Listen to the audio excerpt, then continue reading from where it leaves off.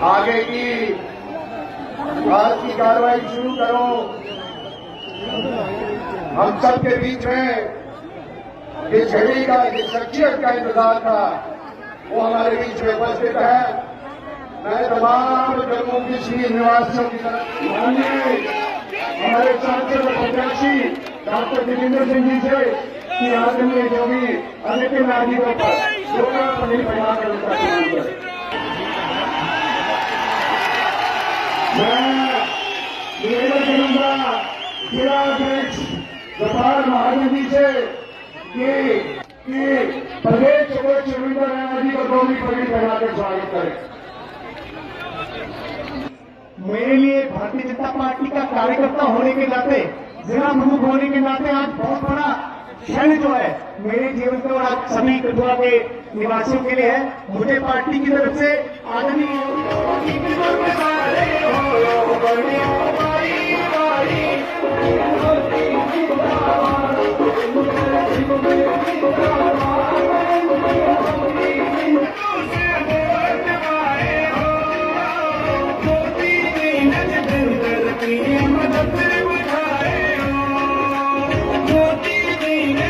राष्ट्रवाद की जो ज्वाला प्रज्वलित थी वो आगे चल करके भारतीय जन परियोजना थी, सिंचाई की, जिसके द्वारा हमें अपने हिस्से का दरियाई रावी का पानी नसीब होता था, उसको भी रोक दिया गया।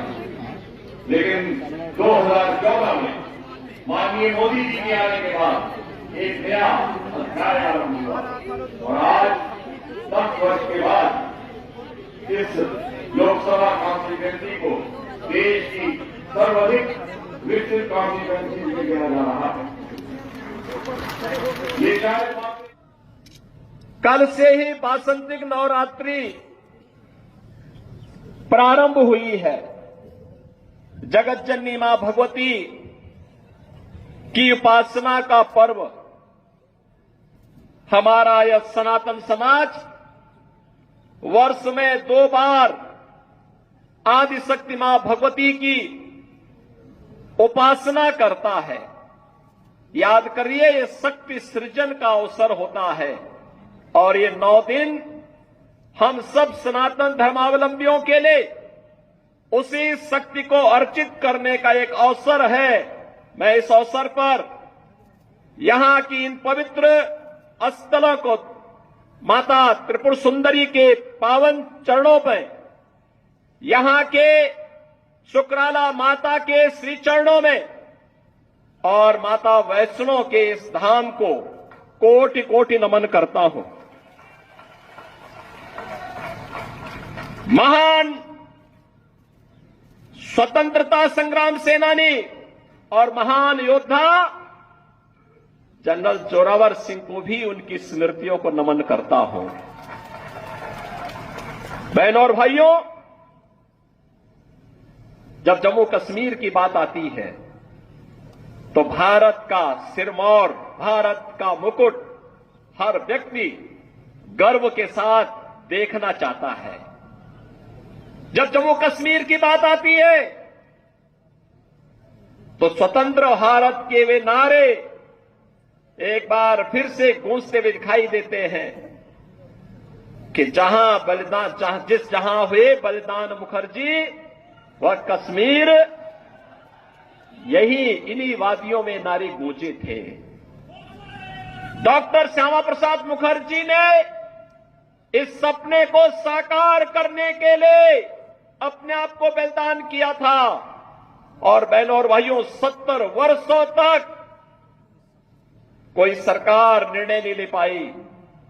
डॉक्टर जितेंद्र सिंह जी को आपने चुनाव जिता करके भेजा। मैं जानता हूं 2014 में हम दोनों साथ साथ सांसद थे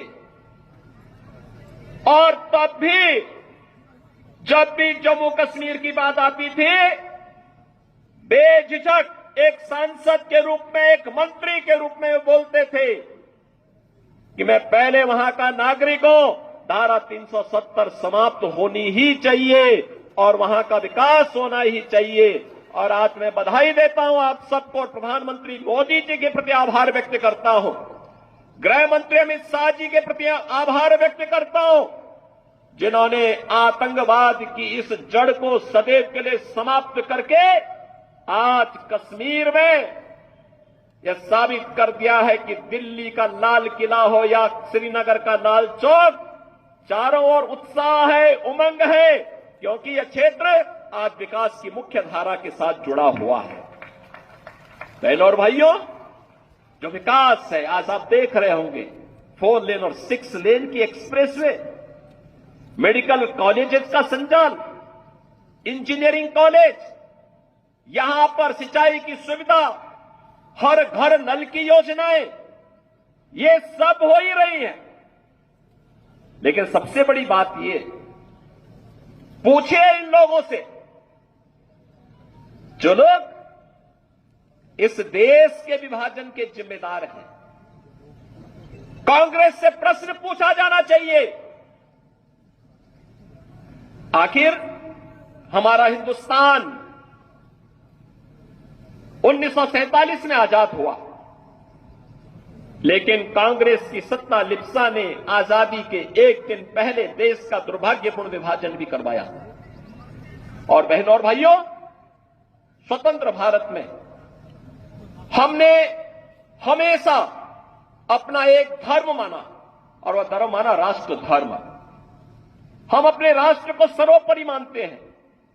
मेरी व्यक्तिगत कोई भी आस्था होगी, कोई भी उपासना विधि होगी, लेकिन अगर वह राष्ट्र के मार्ग में बाधक है, मैं उसको दरकिनार करके रखता हूं और पहले कहता हूं कि मेरा देश रहना चाहिए। मेरे लिए मेरे देश की स्वतंत्रता, मेरे देश की संप्रभुता बचाने का काम भी हुआ है। इस प्रकार के अनगिनत गरीब कल्याणकारी योजनाओं का लाभ आज पिछले 10 वर्ष में उस कैबिनेट ने और उस सरकार ने किए हैं, जिसका नेतृत्व मोदी जी कर रहे हैं, और आपके सांसद उस सरकार के अभिन्न हिस्से हैं। डॉक्टर जितेंद्र सिंह जी उस सरकार के हिस्से हैं। वह सरकार आज गरीब कल्याण का कार्य भी कर रही है। और तो और कितना परिवर्तन आया है। इससे पहले लोग अपने आप को हिंदू बोलने में भी संकोच करते थे। और बहनों भाइयों, अयोध्या का नाम लेने पे तो लोग डरते थे।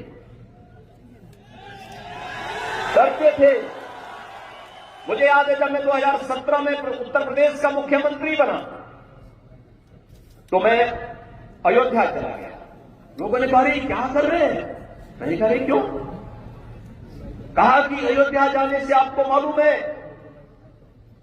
कुछ लोग नाराज हो जाएंगे। मैंने कहा कुछ लोग नाराज हो जाएंगे तो क्या मैं अपनी आस्था के साथ और जन आस्था के साथ खिलवाड़ कर दूं क्या? ये वोट बैंक के लिए नहीं हो सकता है। हमने कहा अयोध्या में भव्य दीपोत्सव के आयोजन की तैयारी करो। और बहनों और भाइयों, अच्छी सरकार बनती है तो 500 वर्षों का इंतजार भी समाप्त हो जाता है। आज अयोध्या में राम मंदिर का निर्माण हुआ है ना, क्या ये काम कांग्रेस के लोग कर पाते क्या? अयोध्या में राम मंदिर का निर्माण कांग्रेस कर पाती क्या? बहनों और भाइयों, कांग्रेस ने तो कहा था कि राम हुए ही नहीं, कृष्ण हुए ही नहीं। जो एक्सीडेंटल हिंदू थे वे राम और कृष्ण पर ही प्रश्न खड़ा कर दिए थे। इससे बड़ी आस्था के साथ खिलवाड़ दूसरा नहीं हो सकता। बहनों और भाइयों, कैसे इन्होंने अपमानित करने का प्रयास किया था। राम और कृष्ण के अस्तित्व पर ही प्रश्न खड़ा करके हमारे आराध्य देवों